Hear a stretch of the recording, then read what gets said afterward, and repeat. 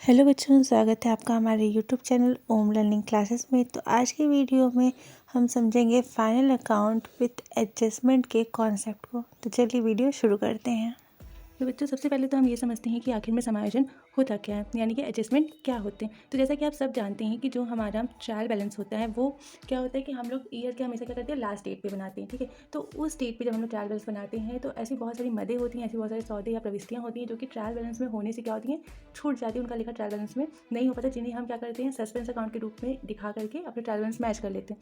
फिर क्या होता है कि बाद में हम उन मदों को ढूंढते हैं और फिर जो मदें हमें मिली होती हैं उन्हें हम ट्रायल बैलेंस के नीचे दिखाते हैं, जिन्हें हम क्या कहते हैं, समायोजन। यानी कि जो मदे ट्रायल बैलेंस के बनाने के बाद मिलती हैं और उनका लेखा करना होता है तो उन्हें हम कहते हैं समायोजन।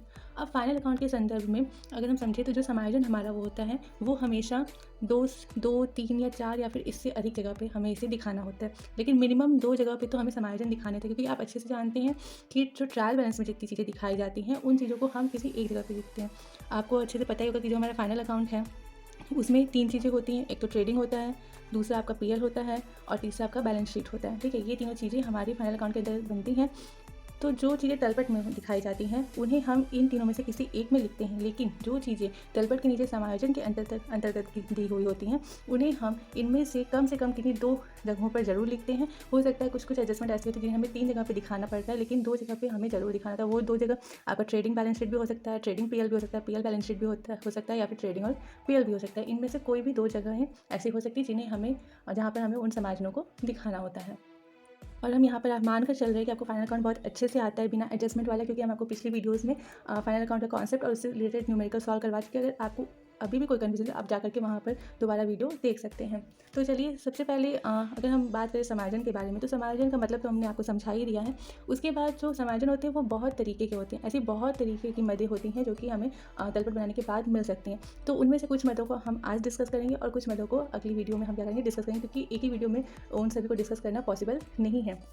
तो आपको इसके लिए कॉपी और पेन की बहुत ज़्यादा ज़रूरत है, क्योंकि हम बहुत सारे ऐसे ट्रिक्स भी बताने वाले हैं जिनसे आपको याद करने की कुछ भी ज़रूरत नहीं पड़ेगी। आप सिंपली समझ करके उनकी एंट्री आराम से कर सकते हैं। तो जल्दी से जाइए, अपना कॉपी पेन उठा कर ले आइए, हम अपना वीडियो शुरू करते हैं। तो बच्चों समायोजन में जो सबसे पहली और कॉमन चीज़ होती है वो हमारी होती है क्लोजिंग स्टॉक, यानी कि अंतिम रहतिया।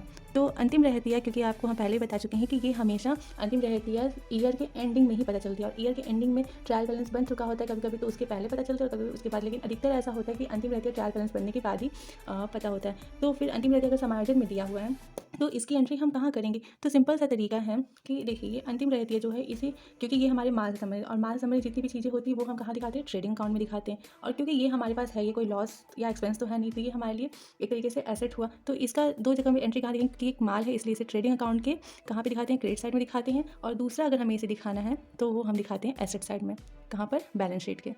ठीक है, इसे ट्रेडिंग के क्रेडिट साइड में और बैलेंस शीट के एसेट साइड में हम अंतिम रहतिया को दिखाते हैं अगर हमें समायोजन में दिया गया है तो। अब दूसरा जो है, दूसरा हमारा जो आता है आउटस्टैंडिंग एक्सपेंसेस।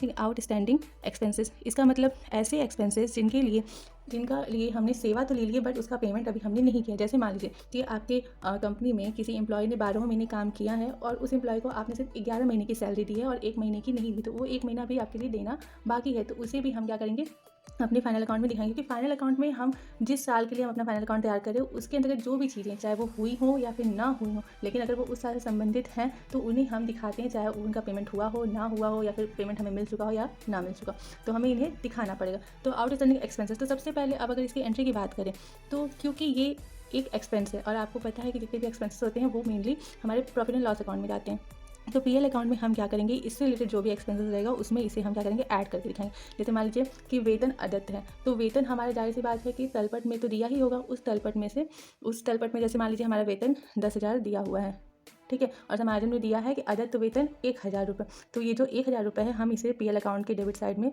वेतन में ऐड करके तब अमाउंट साइड में 11,000 रुपये दिखाएंगे। ठीक है, दूसरा इसकी एंट्री कहाँ पे होगी, क्योंकि अभी अदत्त है, हमें अभी देना बाकी है, तो हमारे ऊपर ये क्या हुआ, दायित्व हो गया। दायित्व को हमेशा हम कहाँ दिखाते हैं, बैलेंस शीट के लायबिलिटी साइड में, तो ये हमारा जाएगा बैलेंस शीट के लायबिलिटी साइड में। ठीक है, तो इनका इन दोनों जगह पे एंट्री हो जाएगी। तीसरा जो हमारा आता है मोस्ट इंपॉर्टेंट, वो है प्रीपेड एक्सपेंसेस, यानी कि पूर्वदत्त व्यय। ये जस्ट हमारा आउटस्टैंडिंग का अपोजिट है। पूर्वदत्त व्यय में क्या होता है कि हमने पहले से पेमेंट कर दिया और अभी हमने उसके बदले में सेवा नहीं ली है। जैसे मान लीजिए कि वेतन का ही अगर हमारे यहाँ एम्प्लॉय ने पूरे 12 महीने काम किए हैं, तो 12 मालिक था उसने जो कंपनी का ओनर था उसने अपने एम्प्लॉय को 12,000 टोटल दिए, जो कि जिसमें कि 2,000 जो है वो अगले साल से संबंधित थे। तो जो अगले साल से संबंधित थे उन 2,000 को हम माइनस कर देंगे, तो इस साल का टोटल कितना हुआ पेमेंट 10,000। तो उससे सिर्फ 10,000 को हम क्या करेंगे अमाउंट कॉलम में दिखाएंगे। अब इन्हें दिखाना कहाँ होगा, तो इन्हें भी हम क्या करते हैं पीएल अकाउंट के डेबिट साइड में क्या करेंगे, जो भी संबंधित मद होगी, जैसे वेतन था ये, तो वेतन में से क्या करके यहाँ पे हमने प्लस किया था और इसके पूर्वोदत्त में क्या करते हैं हम लोग लेस करते हैं यानी माइनस करेंगे। और दूसरा, क्योंकि हम पहले से दे चुके हैं तो अब ये हमारे पर दायित्व नहीं तो जाहिर सी बात है ये हमारे लिए संपत्ति हुई, तो इसे हम बैलेंस शीट के एसेट साइड में दिखा देते हैं। यहाँ पे इसकी एंट्री इन दो जगहों पर होती है। नेक्स्ट हमारा जो आता है वो हमारा आता है एक्रूड इनकम। एक्रूड इनकम जिसे हम हिंदी में बोलते हैं उपार्जित आय। अब क्योंकि इसका मतलब क्या हुआ कि एक्रूड इनकम यानी कि हमने अर्न कर लिया है, इनकम जो पेमेंट है वो हमने अर्न कर लिया, लेकिन अभी हमें रिसीव यानी कैश में रिसीव नहीं हुआ। जैसे मान लीजिए कि आप किसी ऑफिस में काम करते हैं, आपने 1 मंथ काम किया, तो उस 1 मंथ जब आपने काम किया तो आपको ये पता है कि मंथ के लास्ट में हमें कितना मिलेगा। मान लीजिए इस मंथ की सैलरी 10,000 है तो हमें 10,000 रुपये मंथ के लास्ट में मिलेगा। तो आपने क्या किया, वो अर्न कर लिया, लेकिन अभी तक आपको कंपनी से उसका पेमेंट नहीं मिला है उस 10,000 का, तो आपने वो रिसीव नहीं किया, यानी कि आपको अभी वो रिसीव होने वाला है, मिला नहीं है, अभी होने वाला है, सिर्फ आपने उसे क्या किया, कमाया। तो उसे ही हम कहते हैं एक्रूड इनकम। अब क्योंकि ये इनकम है तो इसको हम क्या करते हैं, सारी इनकम जो होती है वो पीएल अकाउंट के क्रेडिट साइड में जाती हैं। तो पीएल अकाउंट के क्रेडिट साइड में हम क्या करेंगे, जो भी इनकम रहेगी उसमें ऐड कर देंगे। जैसे मान लीजिए कमीशन है, कमीशन आपका इस साल का जो था वो 2,000 रुपये कमीशन था, और अभी जो आपको कमीशन नहीं मिला है, जो एक्रूड है, वो कितना है 1,000 रुपये। तो इस 2,000 में हम ये 1,000 रुपये ऐड करके पीएल अकाउंट के क्रेडिट साइड में 3,000 रुपये अमाउंट कॉलम में दिखाएंगे। तो इसे ही कहते हैं एक्रूड इनकम। और दूसरा ये कहाँ जाएगा, क्योंकि ये हमें मिल चुका अभी तक हमें ये मिला नहीं है। दूसरा ये कहाँ जाएगा, बैलेंस शीट के एसेट साइड में। क्यों जाएगा, तो वो इसलिए जाएगा क्योंकि ये हमने कमा लिया है, ठीक है। ये पैसा जो हमने कमा लिया है वो हमें मिला नहीं है, लेकिन हमें मिलेगा, तो हमें मिलेगा तो ये हमारे लिए क्या होगी, संपत्ति होगी, इसलिए इसे बैलेंस शीट के एसेट साइड में दिखाएंगे। जो अगला है वो हमारा है अनएक्रूड इनकम। ये जस्ट एक्रूड इनकम का क्या है, अपोजिट है। इसमें क्या होता है कि इसमें पेमेंट हो चुका है, यानी कि हमें पैसा एडवांस में मिल चुका है और अभी हमें उसके बदले में काम करना है। ऐसा होता है ना कि कभी कभी हम कहीं पे काम करने जाते हैं तो उस काम का हमें एडवांस पेमेंट मिल जाता है और काम हमें क्या करना होता है, बाद में करना होता है। तो क्योंकि अब ये इनकम है तो इसे भी हम क्या करते हैं, पीएल अकाउंट के क्रेडिट साइड में दिखाते हैं। लेकिन क्योंकि अभी हमें एडवांस में ये मिला है, तो एडवांस रकम तो हमारे इस साल से रिलेटेड हुई नहीं, तो इस साल से रिलेटेड नहीं हुई, तो इसे हम इस साल की बुक में क्या करेंगे, लेस करेंगे, ठीक है। इस साल पीएल अकाउंट का जो भी, जैसे मान लीजिए कमीशन ही अगर हमें, जो हमने यहाँ पे 1,000 ऐड किया था एक्रूड में, क्योंकि ये हमें मिलने वाला है, लेकिन यहाँ पे अनएक्रूड में क्या है, ये हमें पहले से मिल चुका है, अभी हमने इसके बदले में काम नहीं किया, तो पहले से मिल चुका है तो हम इसे माइनस करके दिखाएंगे और 1,000 रुपये जो आएगा उसे हम पीएल अकाउंट के क्रेडिट साइड के अमाउंट कॉलम में दिखा देंगे। अब उसके बाद ये कहाँ जाएगा, ये अब जाएगा बैलेंस शीट के लायबिलिटी साइड में। क्यों, क्योंकि हमारे ऊपर अब दायित्व, अगर आपको किसी ने पैसा दे दिया है तो आपके ऊपर अब ये दायित्व है कि आप उस पैसे के बदले में काम करें, तो दायित्व को हमेशा बैलेंस शीट के लायबिलिटी साइड दिखा देते हैं। इन दोनों जगहों पे अनएक्रूड इनकम को दिखा देंगे। फिर है छठवां है हमारा डेप्रिसिएशन। डेप्रिसिएशन हम आपको पहले बता चुके हैं क्या होता है। जैसे अगर व्यापार में कोई भी संपत्ति है तो उस संपत्ति को जब खरीदा गया है उसके बाद जब हम उसका यूज़ करते हैं हमेशा, तो टाइम टू टाइम उसके मूल्य में कमी आती जाती है। तो उस संपत्ति के मूल्य में जो कमी आती है उसे ही हम क्या कहते हैं, डेप्रिसिएशन कहते हैं। और क्योंकि मूल्य में कमी आना एक तरीके की हानि हुई, और हानि को हम क्या करते हैं, हमेशा डेबिट साइड में दिखाते हैं। और कहाँ, पीएल अकाउंट के डेबिट साइड में। तो इसे सबसे पहले हम कहाँ दिखाएंगे, पीएल अकाउंट के डेबिट साइड में दिखाएंगे। और सिर्फ और सिर्फ ऐसे ही दिखा देंगे कि जैसे मान लीजिए मशीनरी पे डेप्रिसिएशन है तो हम लोग क्या लिखेंगे, डेप्रिसिएशन ऑन मशीनरी, जितना भी अमाउंट है हम अमाउंट कॉलम में दिखा देंगे। दूसरा हम इसे कहाँ दिखाएंगे, तो इसे हम बैलेंस शीट के एसेट में क्या करेंगे, लेस करके दिखाएंगे, लेस करके। अब लेस किस में से करेंगे, जैसे मान लीजिए मशीनरी पे हरास है, मशीनरी आपकी मान लीजिए 1 लाख की थी, ठीक है। तो एसेट साइड में जब आप मशीनरी दिखा रहे हैं तो हम क्या करेंगे, उस पर हरास जो है वो आपका 5,000 का हुआ। तो जब हम एसेट साइड में यहाँ पर मशीनरी लिखेंगे, मशीनरी के सामने ही इनर कॉलम में 1 लाख दिखाएंगे, माइनस डेप्रिसिएशन ऑन मशीनरी करके 5,000 लेस करेंगे, जो हमारा अमाउंट है 95,000, उसे हम क्या करेंगे, अमाउंट वाले कॉलम में दिखाएंगे। तो ये हमारी मशीनरी की रियल वैल्यू इस साल की हो गई। उसके बाद 7वां है हमारा इंटरेस्ट ऑन कैपिटल। अब इंटरेस्ट ऑन कैपिटल को कैसे दिखाते हैं, जैसे कि हम आपको थ्योरी वाले पोर्शन में पहले की जो वीडियोज़ हैं उसमें हम आपको बता चुके हैं कि कैपिटल जो व्यवसायी होता है वो क्या होता है, व्यवसाय से अलग होता है। आपने पृथक अस्तित्व की अवधारणा पढ़ी ही होगी कि व्यवसायी और व्यवसाय की दोनों अलग चीज़ें होती हैं। तो व्यापार जो है उसमें पैसा यानी कैपिटल किसने लगाया, व्यवसायी ने लगाया। अब व्यवसायी को इस पर ब्याज मिल रहा है, तो ब्याज दे कौन रहा है, व्यापार दे रहा है। और हम जो एंट्री करते हैं वो किसकी बुक में करते हैं, व्यापार की बुक में करते हैं, ना कि व्यवसाय की बुक में। तो जब व्यापार कैपिटल पे इंटरेस्ट क्या करता है, दे रहा है, तो इंटरेस्ट देना उसके लिए क्या हो गया, एक एक्सपेंस हो गया। और एक्सपेंस को हम हमेशा पीएल अकाउंट के डेबिट साइड में दिखाते हैं। तो इसी तरीके से इंटरेस्ट ऑन कैपिटल को हम पीएल अकाउंट के डेबिट साइड में दिखा देंगे। नेक्स्ट अब क्या होगा कि अब दूसरा इसे हम कहाँ दिखाएंगे, तो इसे हम बैलेंस शीट के लायबिलिटी साइड में कैपिटल में प्लस करके दिखाएंगे। कैसे, क्यों? जब हमें इंटरेस्ट मिलेगा कैपिटल पे तो कैपिटल हमारा क्या होगा, बढ़ेगा। जैसे मान लीजिए सपोज करिए आप अपना बैंक में अपना एक अकाउंट खुलवाते हो, उसमें आपका 1000 रुपये जमा है। उस 1000 पे बैंक अगर आपको 10 रुपये ब्याज दे रहा है, तो जब आप अपने अकाउंट में चेक करेंगे कि आपके अकाउंट में कितना बैलेंस है, तो वो 1010 रुपये बताएगा, यानी कि आपका अकाउंट का पैसा क्या हो रहा है, बढ़ रहा है। तो उसी तरीके से व्यापारी ने जो कैपिटल लगाया, मान लीजिए व्यापारी ने 25 लाख रुपए कैपिटल लगाए थे अपने, ठीक है। अब उसको जो ब्याज मिला है वो मान लीजिए 50,000 रुपये उसको ब्याज मिला है। तो जब भी वो अपना बैलेंस शीट में कैपिटल दिखाएगा तो वो 25 लाख में 50,000 को ऐड करके जो अमाउंट आएगा उसे दिखाएगा, ठीक। इसके बाद हमारा है interest on drawing. Interest on drawing जो है वो इंटरेस्ट ऑन कैपिटल का जस्ट अपोजिट है। क्यों? क्योंकि ड्राइंग क्या होता है, ये व्यापारी जब व्यापार से यानी कि पूंजी में से ही कुछ पैसा अपने पर्सनल यूज़ के लिए निकालता है। तो अपने पर्सनल यूज़ के लिए वो निकाल रहा है।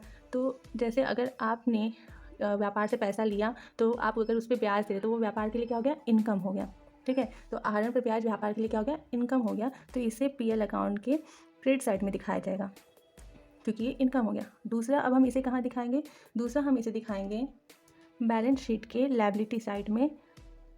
और कैसे दिखाएंगे, तो इसे हम जब दिखाएंगे तो इसे कैपिटल का जो हमारा अमाउंट रहेगा उस कैपिटल के अमाउंट में से हम माइनस ड्राइंग करेंगे जो भी आहरण हुआ है, और इस ड्राइंग के अमाउंट में जो हम इंटरेस्ट ऑन ड्राइंग है उससे क्या करेंगे, ऐड करेंगे। यानी कि मान लीजिए कैपिटल हमारा 25 लाख था, ठीक। ड्राइंग हमारा मान लीजिए 1 लाख का है और ड्राइंग पर ब्याज जो है वो 10,000 का है। तो जब हम इस कैपिटल में से ड्राइंग और ड्राइंग पर ब्याज को क्या करेंगे, जोड़ लेंगे। 1,10,000 हमारा टोटल ये हो गया, ठीक है। 1,10,000 हमारा ड्राइंग और ड्राइंग पर ब्याज हो गया। तो इस 1,10,000 को हम जोड़ करके सीधे 25 लाख में से माइनस करके दिखाएंगे। तो हमारा जो भी अमाउंट आएगा उसे हम अमाउंट कॉलम लिखेंगे। यानी कि जो आहरण पर ब्याज होता है उसे हम पहले आहरण में जोड़ते हैं, जोड़ने के बाद जो अमाउंट आता है उस अमाउंट को हम कैपिटल में से माइनस करते हैं और फिर अमाउंट कॉलम में दिखाते हैं। इसी तरीके से आज की वीडियो का जो लास्ट एडजस्टमेंट है हमारा वो है interest on loan. Interest on loan को हम कहाँ दिखाएंगे, जैसे मान लीजिए कि जो व्यापार है, व्यापार ने क्या किया है, कहीं और से ऋण लिया है। तो ऋण पर ब्याज क्या होता है, देना होता है। तो जो भी अगर ब्याज दे रहे तो वो हमारे लिए क्या हो गया, एक्सपेंस हो गया। तो एक्सपेंस को हम कहाँ दिखाते हैं, पीएल अकाउंट के डेबिट साइड में दिखा देंगे, ठीक।